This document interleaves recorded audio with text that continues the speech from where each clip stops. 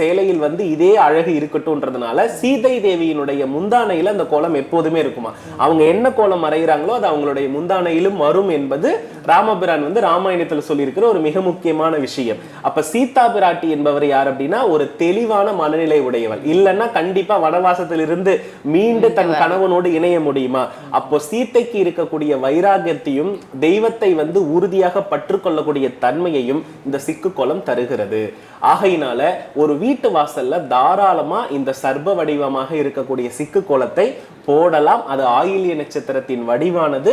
அதில் போடக்கூடிய ஒவ்வொரு சிக்கலும் உங்கள் வாழ்க்கையில் இருக்கக்கூடிய சிக்கலை உறுதியாக நீக்கியே தீரும். ஆகையினால தாராளமாக அது போடலாம். அதுல எந்த மாற்று கருத்தும் இல்லை. அதுக்கு அடுத்தபடியா ஒரு மிக முக்கியமான விஷயம் என்ன அப்படின்னா, நம்ம வந்து கும்ப வடிவமான கோலங்கள், நம்ம கும்பம் இருக்கு இல்லையா, கும்பத்தையே நம்ம என்ன பண்ணலாம்னா கோலமாக நம்ம வந்து நீங்க சொல்றது கலசம்